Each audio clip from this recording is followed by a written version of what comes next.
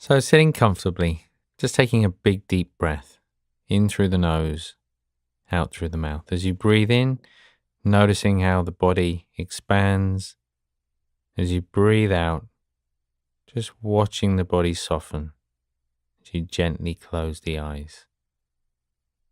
And rather than the mind leading the breath, allow the breath to lead the mind. Notice the sensation of the breath.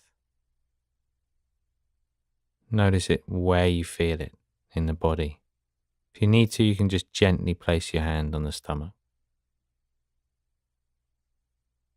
And just following that rising and falling sensation.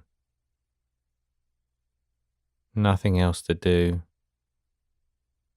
Allowing thoughts to come and go.